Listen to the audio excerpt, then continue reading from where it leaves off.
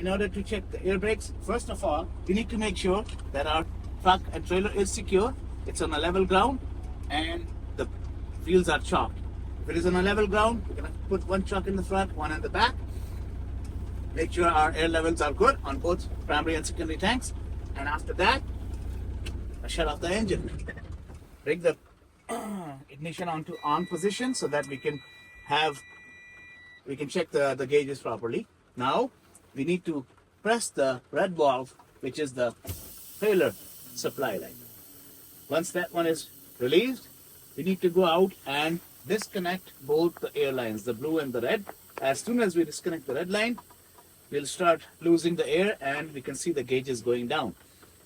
So let me just quickly go and disconnect it. You can hear the air is losing and the gauges are going down.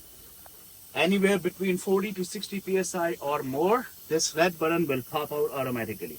Make sure you keep your fingers away because it's gonna pop out, might damage your finger. At 60 psi, we will have a low air warning. See, it popped out at 70 psi, which is okay. Anywhere between 40 and 60 or more, it's good. Now, gonna press the brake a few times so that at 60 psi, we will have our low air warning on. You can see at 60 psi, the low air warning is on. Third thing we check is we're gonna check for the tractor protection valve. So if we press and hold it for 2 seconds, we should not lose any air or should not hear any audible air leak. So this is good. Now, the fourth thing, press the yellow valve in and start pressing the brakes. Pump the brakes. This should pop out automatically in between 20 to 45 psi. So we'll start pumping the brakes and you can see the gauges are going down. There you go. So the yellow button popped out. Now you just need to go out and connect the air lines back again. Now we need to turn on the engine and check our compressor's health. Engine running at 1200 RPM. It should make enough air to reach between 50 to 90 psi in less than 3 minutes. So we started the engine. Now we're gonna rev it up to 1200 RPM. And as soon as the needle reaches 50 psi, we're gonna start the stopwatch. You can see both the needles are moving. And now the primary is almost at 50 psi. So I'm going to start my stopwatch, let it run. When the secondary reaches 90 psi, that should be the time, less than 3 minutes. At the same time, we're going to watch that when both the needles reaches at 60 psi, the low air warning will be turned off. Make sure your RPMs are at 1200 RPM. You can see now that primary is moving, secondary is also slowly moving, about to reach 60 psi. That's where we have our lower warning turn off. There you go. So now my lower warning is working perfectly fine. I'll keep on revving it at 1200 and watch my time. Once both the needles reaches at 90 psi, that time we'll check. It should be under 3 minutes. So primary is already at 90. We're just waiting for the secondary to reach there. So here, now it's at 90.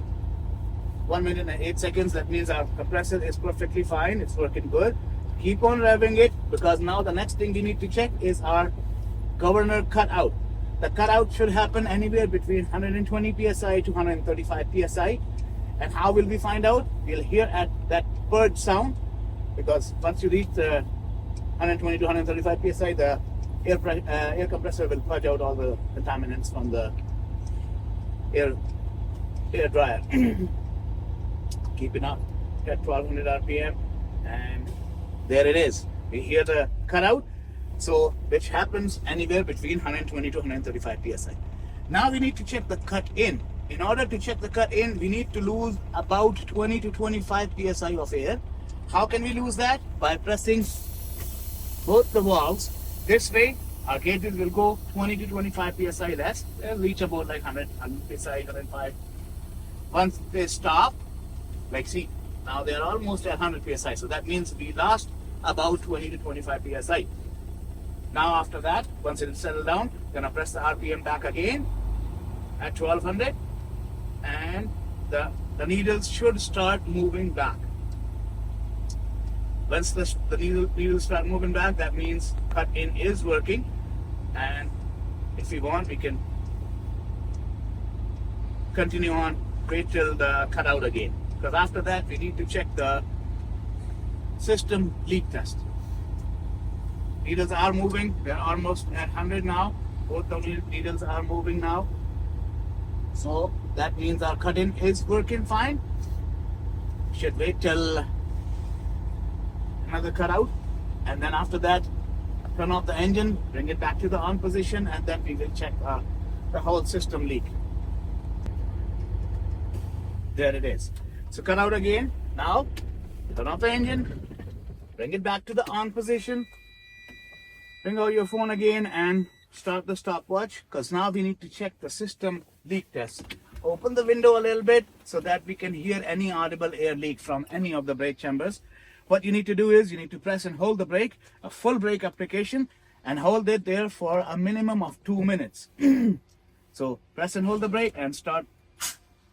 Now we should not hear any audible air leak, and the maximum air pressure we should lose is 6 pounds, 6 psi, 4 for the tractor and 2 for the trailer.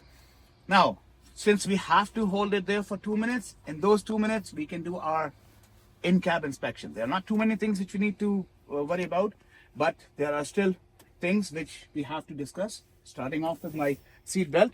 It's a 3-point harness seat belt. No cuts, no cracks, not twisted, and it is latching and unlatching properly. My seat is adjustable. It can go forward, backward, or up and down. I'm not using the up and down because it's going to use the air. On my steering wheel, it can be adjusted. It's a telescopic steering wheel, up, down, go forward, backward.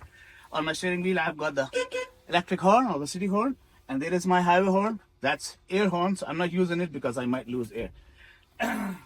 My dash is intact, properly mounted, no damage. All my gauges are working. My windshield is intact, no cracks, no chips. My windshield wipers are working fine and cleaning, and if I need to use the washer fluid, it's cleaning properly. Good. So my wipers are good. I have got all 5 of my documents, which are registration, insurance, CVIP for the truck and the trailer, and safety fitness certificate, and last not the least, my daily period inspection book. My floor is all clean, no free-flying objects, no damages, no holes, no nothing. And my defroster is working. You can see it from here. Later on, when we check our brakes, that time we can check our highway horn as well. So that's about it. There's nothing much inside in the cab.